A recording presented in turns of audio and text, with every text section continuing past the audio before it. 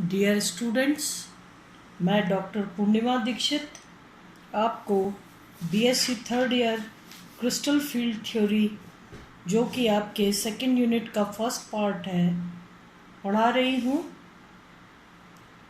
आपने कल के लेक्चर में क्रिस्टल फील्ड थ्योरी में splitting in square planar complex, वर्ग समतलीय संकुलों में क्रिस्टल क्षेत्र विभाजन किस प्रकार से होता है उसको आपने कल पढ़ा था। एक बार हम उसको रिपीट कर दें। क्रिस्टल क्षेत्र विभाजन वर्ग समतलीय संकुलों में दो तरीके से समझाया जा सकता है। एक तो सीधा सीधा वर्ग समतलीय संकुल में चार लिगेंड अक्ष पर से यानी x और y अक्ष पर से आते हैं और धातु आयन के संपर्क में आकर के और संकुल बनाते हैं। दूसरा, वर्ग समतलीय संकुलों में क्रिस्टल क्षेत्र विभाजन को ऐसे भी समझाया जा सकता है कि एक अष्टफलकीय संकुल के z अक्ष पर से दो लिगेंड को हटाकर और वर्ग समतलीय संकुल प्राप्त किया जाए। और दोनों ही केस में मैंने आप लोगों को समझाया था कि जब वर्ग समतलीय संकुल बनते हैं सीधे सीधे वर्ग समतलीय संकुल में चार लिगेंड, चार x और y, -x और -y अक्ष पर से आते हैं।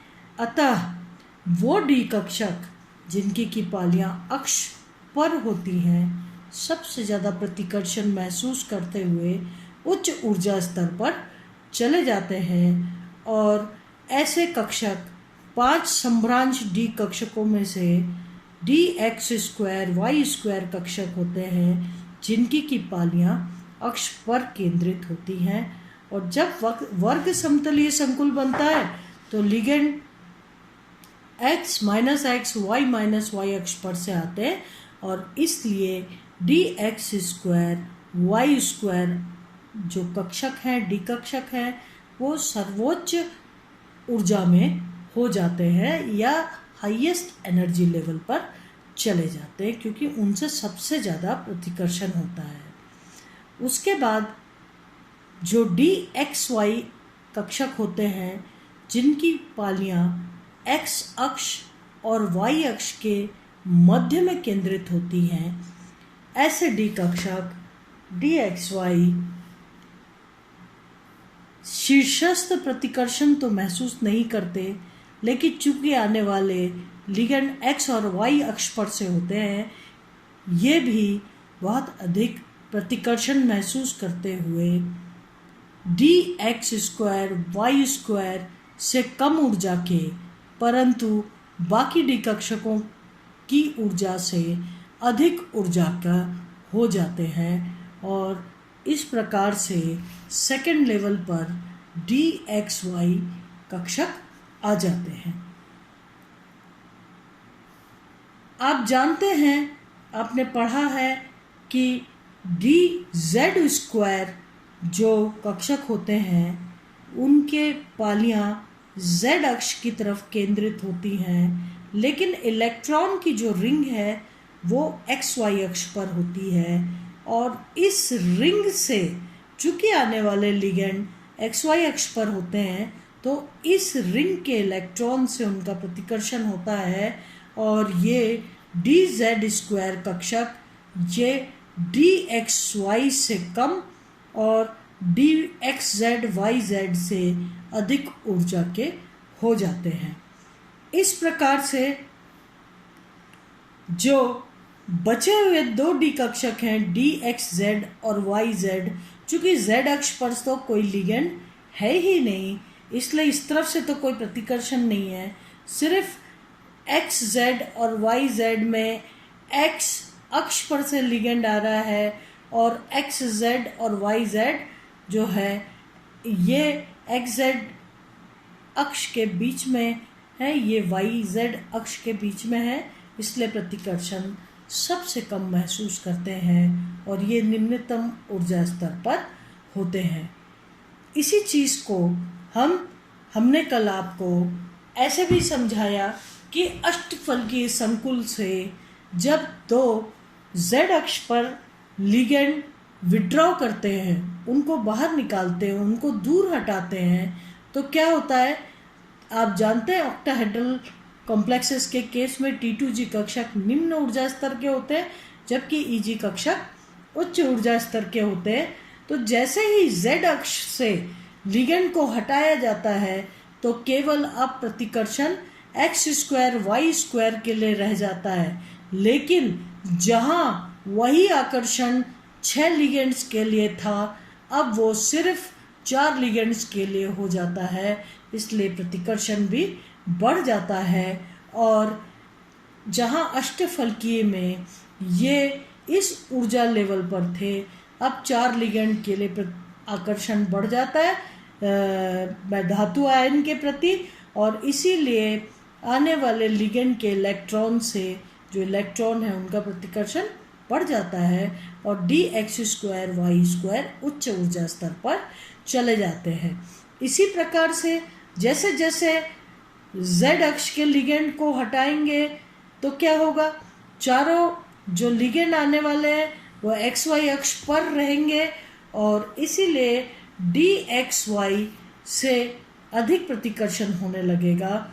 और जहाँ T2G ऑक्टाहेड्रल में 3 T2G कक्षक में dxy dyz और dxz थे, वहीं पर अब dxy की स्थिति अलग हो जाएगी बजाय कि इन दोनों के, और dxy अधिक प्रतिकर्षण फील करेंगे लिगेंड से, उच्च ऊर्जा स्तर पर चले जाएंगे। x² y² के नीचे ऊर्जा में होंगे, परंतु z² से चूंकि हम लिगेंड्स का विड्रॉल कर रहे हैं इसलिए dz² से अधिक ऊर्जा के, परंतु dx² y² के से कम ऊर्जा के हो जाएंगे। इस प्रकार से EG कक्षक जो dz² है ऑक्टाहेड्रल के केस में, वो अब z² से लिगेंड्स हट जाने के कारण कम ऊर्जा स्तर पर आ जाएंगे।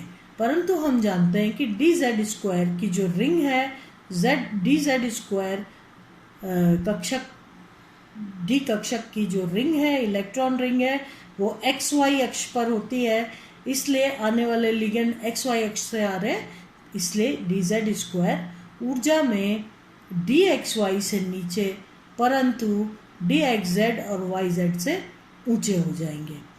इसके अलावा जो बाकी के 2 T2G कक्षक ऑक्टाहेड्रल में कॉम्प्लेक्स में जो T2G कक्षक कहला रहे हैं, dxz और yz, ये दोनों निम्नतम ऊर्जा स्तर पर रहेंगे, चूंकि आने वाले लिगेंड्स का प्रतिकर्षण या xy अक्ष पर इनसे लिगेंड का प्रतिकर्षण निम्नतम होगा। इस प्रकार से आपको कल ये भी बताया गया था कि एक सम्भ्रांश डी कक्षक से dx² y² कक्षक 12.28 डेल्टा हो अधिक ऊर्जा के होंगे, जबकि dxy 2.28 ऊर्जा में अधिक होंगे। Delta sp is for square planar, ठीक है। जबकि इस सेंटर ऑफ ग्रेविटी से यानी इन 5 सम्भ्रांश डी कक्षकों से dz² -4.28 डेल्टा sp ऊर्जा में कम होंगे और dxz dyz -5.14 या 14 डेल्टा sp जो है ऊर्जा में कम होंगे। इस प्रकार से जो उच्च ऊर्जा स्तर पर इलेक्ट्रॉन जाएंगे वो अगर dxy में जाते हैं तो 2.28 ऊर्जा का ग्रहण करेंगे, अगर dx² y² में जाते हैं तो 12.28 डेल्टा sp ऊर्जा को ग्रहण करेंगे।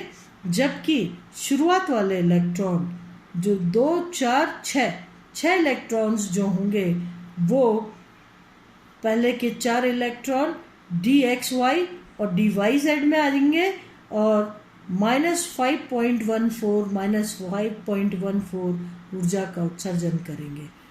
इसके पश्चात 4 इलेक्ट्रॉन भरने के बाद अगला इलेक्ट्रॉन dz² में आएगा जो कि -4.28 ऊर्जा का उत्सर्जन करेगा।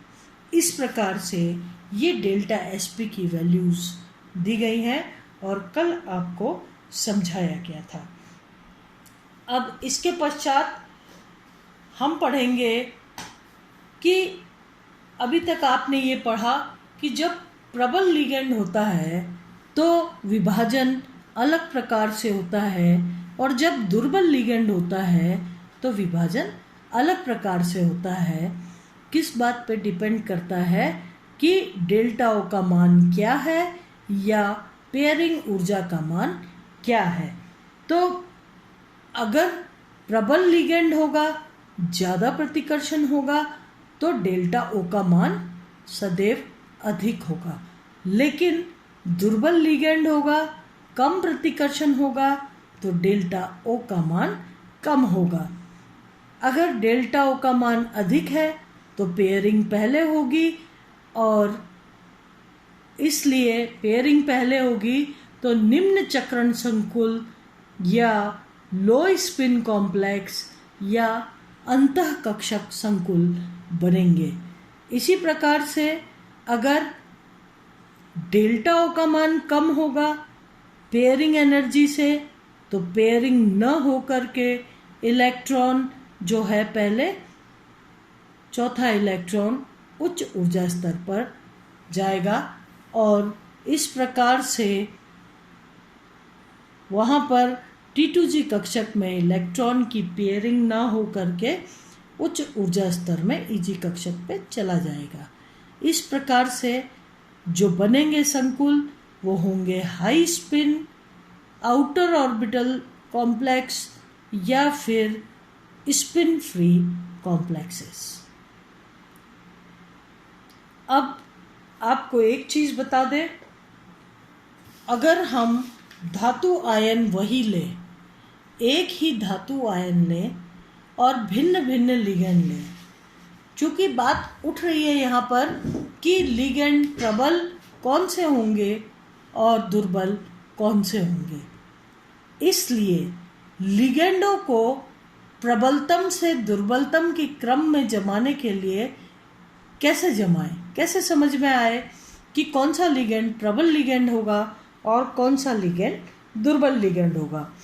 अब इसके लिए एक चीज़ हो सकती है, धातु आयन को तो स्थिर रखा जाए, यानी अगर कोबाल्ट है तो कोबाल्ट +2 है तो हर लिगेंड के लिए कोबाल्ट +2 लिया जाए या +3 लिया जाए और सभी लिगेंडों के उसके साथ संकुल बना के जो भी डेल्टा ओ का मान है उसको निकाला जाए। यदि डेल्टा ओ का मान अधिक आता है इसका मतलब लिगेंड प्रबल है और विभाजन ऊर्जा का मान बहुत अधिक आ रहा है। तो धातु आयन क्या किया,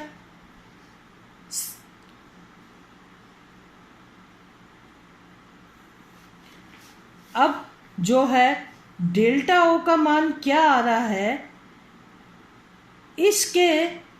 इस पर संक्रमण आयनों का रंग और उनके चुंबकीय गुण निर्भर करते हैं। ठीक है, संक्रमण आयनों का रंग और चुंबकीय गुण। आप जानते हैं कि एक वाइट लाइट 7 कलर्स से मिलकर बनी होती है। जो अधिक स्ट्रॉन्ग रेडिएशंस होते हैं वो डेल्टा ओ का मान अधिक देते हैं, यानी उनसे प्रतिकर्षण अधिक होगा और डेल्टा ओ का मान अधिक होगा। और इसलिए अगर इलेक्ट्रॉन उच्च ऊर्जा स्तर पर जा रहा है तो वो डेल्टा ओ के बराबर के रेडिएशंस को एब्जॉर्ब करके उच्च ऊर्जा स्तर पर जाएगा, और अगर उच्च ऊर्जा के रेडिएशंस को एब्जॉर्ब करेगा तो उनका रंग कैसा होगा, गाढ़ा होगा, रेड की तरफ होगा। ठीक है। तो संक्रमण आयनों का रंग तथा उनके चुंबकीय गुण इस बात पर निर्भर करते हैं कि डेल्टा ओ का मान या डेल्टा का मान क्या है। वो तो ऑक्टाहेड्रल के केस में है, हम यहाँ पर सिर्फ ऑक्टाहेड्रल की बात नहीं कर रहे हैं, हम हर प्रकार के संकुलों की बात कर रहे हैं। टेट्राहेड्रल, ऑक्टाहेड्रल, स्क्वायर प्लेनर, सभी की बात कर रहे हैं। एक ही धातु आयन के विभिन्न लिगेंडों के साथ बने संकुल में डेल्टा का मान अलग अलग होता है। कुछ लिगेंड के लिए जो कि दुर्बल होते हैं डेल्टा का मान बहुत कम, तथा कुछ लिगेंड जो प्रबल होते हैं उनके लिए डेल्टा का मान अधिक होता है।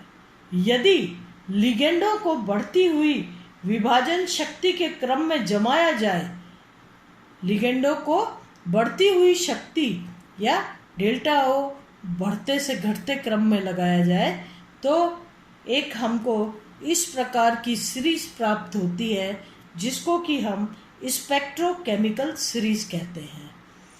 क्यों कहा आपने स्पेक्ट्रो?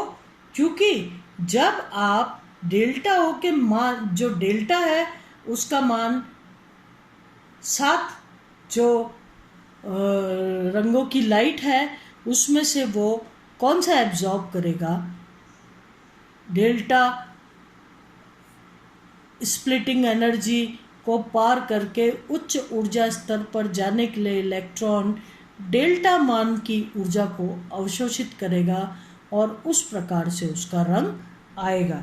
तो इसलिए हमने क्या किया गया कि ये जो लिगेंड्स थे, धातु आयन एक ही ली और विभिन्न लिगेंडों के उसके साथ संकुल बना के डेल्टा का मान निकाला गया। जिसका मान अधिक था उसे इस क्रम में शुरुआत में रखा गया और ये घटते क्रम में बनाई गई सीरीज जो कि स्पेक्ट्रोकेमिकल सीरीज कहलाती है। स्पेक्ट्रम के द्वारा पता चलता है कि डेल्टा का मान क्या था, इसीलिए स्पेक्ट्रोकेमिकल सीरीज कहलाती है। इस प्रकार से अगर इस सीरीज को आप देखें तो आपको समझ में आएगा कार्बोनाइल अधिक प्रबल, then cyanide, then nitride, then diphenyl, then sulphide, then pyridine equal to NH3। करीब करीब इन दोनों में डेल्टा का मान एक बराबर होता है। Is greater than isothiocyanate NCS, is greater than H2O, greater than OH minus, greater than fluoride, chloride, thiocyanate is greater than bromide, then iodide.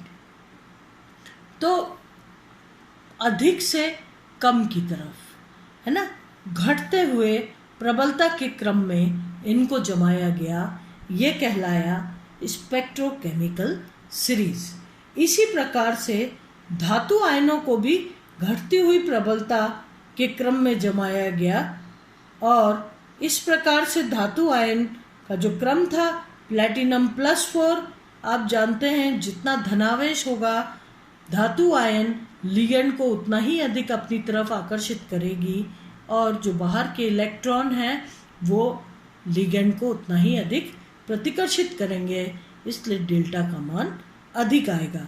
तो बढ़ते से घटते हुए क्रम में platinum +4 greater than iridium +3, greater than palladium +4, greater than rhodium +3, greater than manganese +4 और so on, ये सारे दिए हुए हैं। ठीक है, तो इस प्रकार से लिगेंडों की एक सीरीज और धातु आयनों की भी सीरीज बनाई गई जिसमें डेल्टा की अधिक वैल्यू से कम वैल्यू की तरफ ये सीरीज बताती है और ये लिगेंड की प्रबलता और ये धातु आयन की प्रबलता को बताती हैं। ये कहलाती हैं स्पेक्ट्रोकेमिकल सीरीज। अब कल हम पढ़ेंगे विभाजन ऊर्जा को प्रभावित करने वाले कारक। मतलब कौन से ऐसे फैक्टर्स हैं जो स्प्लिटिंग एनर्जी को प्रभावित करते हैं। Factors affecting the crystal field splitting energy, विभाजन ऊर्जा को प्रभावित करने वाले कारक, इसको हम कल पढ़ेंगे। कल मतलब नेक्स्ट लेक्चर में। आज के लिए इतना ही। Thank you very much.